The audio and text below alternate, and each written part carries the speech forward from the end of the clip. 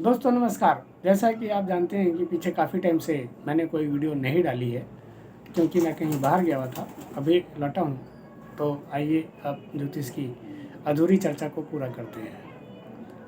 दोस्तों मैंने ऐसा महसूस किया है कि आम आदमी जो है वो ज्योतिष से बहुत दूर है।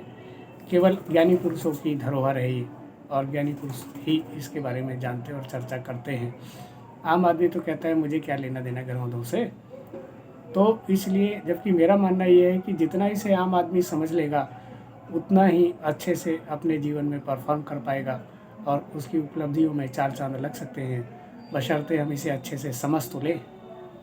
अब ज्योतिष को समझने के लिए थोड़ा सा धर्म को समझना ज़रूरी है, फिलॉसफी को, दर्शन को समझना ज़रूरी है। जैसा कि फिलॉसफी में कहा जाता है कि आत्मा की चार अवस्थाएं होती हैं: आत्मा, बुद्धि, अहंकार और मन। कृष्ण भगवान ने भी गीता में कहा है 7वें अध्याय में कि 8 प्रकृति तो मेरी जड़ है और 9वीं एक प्रकृति मेरी चैतन्य प्रकृति है, जिसको हम कॉन्शियसनेस कहते हैं, जो किसी को दिखती नहीं, जो किसी को समझ में नहीं आती, लेकिन वो होती है। हम कॉन्शियस ही उसी 9वीं शक्ति की वजह से हैं। लेकिन 8 प्रकृति तो जड़ है। जड़ का मतलब ये है कि वो कॉन्शियसनेस के बिना बेकार है ना। जैसे पत्थर होता है तो पत्थर में जब तक कॉन्शियसनेस ना जागे तब तक वो बेकार है। रामचंद्र जी के समय में अहिल्या को शाप मिला था तो पत्थर बन गई थी। तो जब तक वो पत्थर बनी रही तब तक उस पत्थर ने कोई एक्शन नहीं लिया, और जब रामचंद्र जी आए, उन्हें छुआ तो उसमें से स्त्री निकली, अहिल्या निकली, और उन्होंने रामचंद्र जी को बहुत धन्यवाद दिया। और रामचंद्र जी ने भी उनको देवी कह के उनका सम्मान किया, क्योंकि सम्मान के योग्य तो थी ही, गौतम ऋषि की पत्नी थी। तो इस तरह से हमें इसको अगर हम समझें तो बहुत आसानी हो सकती है। आत्मा का कारक सूर्य होता है और बुद्धि का कारक बुध होता है, ईगो का कारक मंगल होता है और मन का कारक चंद्रमा होता है। आप कहेंगे बाकी ग्रह? बिल्कुल, बाकी ग्रह में आपका गुरु हो गया, जो मैनेजमेंट का स्वामी होता है, इसीलिए कहते हैं सारे सुख देता है। अगर मैनेजमेंट सही है तो सारे सुख जरूर मिलेंगे। अगर मैनेजमेंट गड़बड़ है तो सुखों के मिलने में प्रॉब्लम होती है। हाँ, हम किसी एक कार्य पे ज़्यादा कंसंट्रेट करके, ज़रूरत से ज़्यादा जुनून के लेवल पे करके हम उससे भी सारे सुख ले सकते हैं, भले ही हम मैनेज कर पाए या ना कर पाए। वो पावर हमें शुक्र देता है। वो पावर शुक्र बताता है कि आपके अंदर जुनून, लगाव, लगन कितनी है। तो शुक्र से हमें वो पता चल जाता है। शनि महाराज कानून के देवता और मोमेंट के स्वामी हैं, तो शनि महाराज से हमें पता चल जाता है कि हमें कर्म को किस तरह से करना है जिससे कि वो कानून के दायरे में रहकर हो, कानून से बाहर ना हो। तो शनि महाराज के कानून अपने तरीके के लागू होते हैं, तो वो कर्म के स्वामी हैं। हम जो कुछ भी कर्म करते हैं वो सभी कर्मों के स्वामी हैं। केवल ऐसा नहीं कि प्रोफेशनल कर्म या फैमिली कर्म या सोसाइटी का कर्म नहीं, वो सभी कर्मों के स्वामी हैं। ठीक इसी तरह से राहु कुछ रोज़ रोज़ नया करने का और नई टेक्नोलॉजी का स्वामी है। वो हमेशा टेक्नोलॉजी को आगे बढ़ा के करता है, इसलिए कहते हैं राहु सभी चीज़ों को बढ़ा कर दिखाता है, बढ़ा कर करता है। ज़रा सी समस्या के लिए भी व्यक्ति इतना ज़्यादा घबरा सकता है अगर किसी का राहु खराब है कि उसे लगे कि पहाड़ टूट गया, चाहे छींकी आई हो। तो बिल्कुल इसी तरह से केतु के बारे में कहा जाता है कि केतु जो है वो, मेरे ख्याल से जैसे उसको कहा जाता है कि ये मोक्ष का स्वामी है, मोक्ष आखिर में होता है।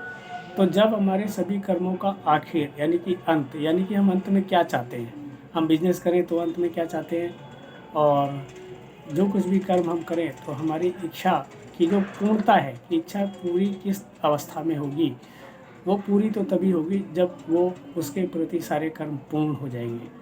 जैसे आपको चाय बनानी है, सारी चीज़ें रखी हुई है, सारा सामान रखा हुआ है, कोई बनाने वाला है नहीं, आप बना नहीं रहे, पर आप जब बनाएंगे, आप जब पिएंगे, तो पीने वाला जो एक्ट है वो उसकी पूर्णता का एक्ट है, और यही केतु है। तो दोस्तों, अगर हम कुंडली में या अपनी जनरल लाइफ में भी हम ऐसे सोचें कि आत्मा की बात तो चलो अभी हम छोड़ देते हैं, लेकिन अगर हम बुद्धि की बात करें तो बुद्धि को हम समझते हैं। अब अगर किसी को लगे कि भाई किसी की बुद्धि में कुछ प्रॉब्लम है, वो ठीक से एनालाइज नहीं कर पा रहा है, जैसे माता पिता को अक्सर बच्चों के लिए लगता है या बच्चों को माता पिता के लिए लगता है, कई बार हमें किसी फ्रेंड के लिए भी लग जाता है, तो इसका मतलब ये है कि बुध कहीं ना कहीं गड़बड़ है। अब बुद्ध वाणी का स्वामी भी है, तो इसीलिए कई लोग कहते हैं कि बुद्धि का पता तो बोलने और सुनने पे ही पता चलेगा कि बुद्धि कितनी है। ठीक इसी तरह से ईगो, वो ईगो नहीं जिसको हम समझते हैं कि किसी के ऊपर बढ़ गई तो लड़ाई झगड़ा हो गया, नहीं। ईगो का मतलब है आपके कर्मों की परफॉर्मेंस, क्रिएटिविटी। वो ईगो ही बताती है कि आपके अंदर कितनी पावर है। ईगो मतलब मंगल। ईगो हमेशा किसी की गाइडेंस में चलती है, जैसे बुद्धि की गाइडेंस में चल गई। कई बार इसीलिए लोग कहते हैं कि समझ ही नहीं रहा है, दूसरे की गाइडेंस पे चलता है, अपना कुछ नहीं सोचता, वो ईगो है। तो ईगो गलत हो सकती है, मैं ये नहीं कह रहा कि ईगो गलत नहीं हो सकती। ईगो गलत हो सकती है क्योंकि वो तो गाइडेंस पे ही चलती है। तो इसलिए मंगल को सही ढंग से चलाने के लिए बुद्ध का होना बहुत ज़रूरी है। इसलिए हनुमान जी को भी प्रभु रामचंद्र जी के चरणों में दिखाया जाता है, भगवान विष्णु। यानी कि जैसे हनुमान जी के बारे में कहा जाता है कि उनको जब तक याद न दिलाएं, बताएं ना कि क्या करना है, कितना करना है, कैसे परफॉर्म करना है, तो उनको याद नहीं आता था। इसीलिए तुलसीदास जी ने भी अपनी रामायण में बोला है, का चुप साध रही बलवाना, कि बलवान तुमने चुप्पी क्यों साध रखी है, क्योंकि बलवान को तो कुछ समझ में नहीं आ रहा, खाली बल है, बुद्धि तो है नहीं। तो इसलिए जो है, ऐसा नहीं कि हनुमान जी के पास बुद्धि नहीं थी, बहुत ही ज़्यादा बुद्धिमान था, उनके जितना तो कोई बुद्धिमान ही नहीं था। पर फिर भी उन्हें कहीं ना कहीं प्रभु के गाइडेंस की ज़रूरत तो पड़ती ही थी, क्योंकि बुद्धि बहुत ही ज़्यादा थी। अब बहुत ज़्यादा भी बुद्धि होना या बहुत ज़्यादा शक्ति होना भी अपने आप में इस बात की सूचना है कि उसे गाइडेंस तो चाहिए, पता नहीं क्या तूफान मचा दे। तो इसलिए वो हमेशा अपने आप को रामचंद्र जी के समर्पण में ही रखते थे। बहुत ज्ञानी थे तो इसलिए रखते थे। पर फिर भी जामवंत जी ने उन्हें एक बार समुद्र लांघने के लिए उनको याद दिलाया था कि आप समुद्र लांघ सकते हो, आप में शक्ति है, आप जाओ, कार्य संपन्न करके वापिस आओ। तो ये मंगल की परफॉर्मेंस है। अब आपको 9 ग्रहों के बारे में पता चल गया कि 9 ग्रहों के बारे में हम अपनी कुंडली में कैसे सोच सकते हैं। मान लिया हमारा कोई बच्चा ही है, अब हम उसे देखें कि बच्चा पढ़ लिख नहीं रहा है, बच्चा का पढ़ाई लिखाई और उसका लाइफ स्टाइल जो है वो सही मैनेजमेंट में नहीं हो, कभी कोई सी चीज़ पे ज़्यादा ध्यान दे देता है, कभी कहीं और जगह ज़्यादा टाइम लगा देता है, कहीं कम टाइम लगाता है। परफेक्टली जिन चीज़ों के लिए जितना टाइम उसे पे करना चाहिए वो उतना नहीं कर रहा, इसका मतलब ये है कि उसका कहीं जुपिटर खराब है।